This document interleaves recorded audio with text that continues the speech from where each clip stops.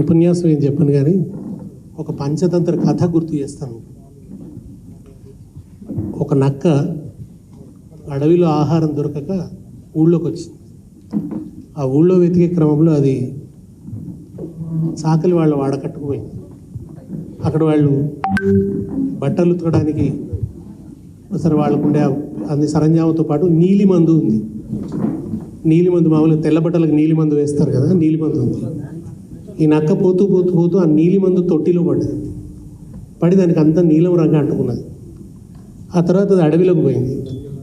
పోగానే అన్ని జంతువులు దాన్ని చూస్తే భయపడుతున్నాయి. అది నక్క అని గుర్తించలేదు. నీలం రంగులో ఉండేసరికి ఇదేదో కొత్త జంతువు అనుకున్నాయి. అది కొద్దిగా చూసి ఓహో ఇవన్నీ భయపడుతున్నావు అని గుర్తించి చెప్పింది, నేను దేవుడు పంపించిన దూతను, నేను మీ కొత్త రాజును, మీరు ప్రపంచంలో ఎక్కడ నాలాంటి జంతువుని చూసి ఉండరు, నాకు చాలా శక్తులు ఉన్నాయి, మీరు ఇవాళ నుంచి నేను చెప్పినట్టు వినాలి అన్నది.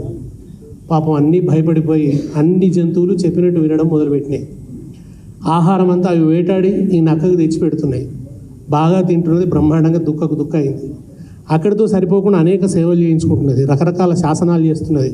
పాపం వాటికి ఏమన్నా ఇంత గూడు అదో ఉంటే కూలగొడుతున్నది. ఈ దుర్మార్గాలన్నీ చేస్తుంటే బాధపడుతున్నాయి, ఏడుస్తున్నాయి. ఒకరోజు ఒక అర్జెంట్ సమావేశం పెట్టింది నక్క.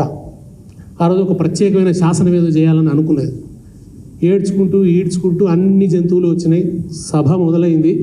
నక్క ధారాళంగా ఉపన్యసిస్తున్నది, ఇష్టం వచ్చిన తిట్లు తిడుతున్నది, దుర్మార్గమైన మాటలన్నీ మాట్లాడుతున్నది. ఈలోపు భగవంతుడి దయ వల్ల వాన పడడం మొదలైంది. వర్షం పడడం మొదలయ్యి నక్క మీద నీళ్లు పడుతున్న కొద్దీ మెల్లగా ఆ నీలి రంగు కరిగిపోవడం ప్రారంభమైంది. నీలి రంగు కరిగిపోగానే అసలు నక్క స్వరూపం బయటపడ్డది. జంతువులందరికీ పట్టరాని కోపం వచ్చింది. తర్వాత ఏం జరిగిందో నేను చెప్పనక్కర్లేదు.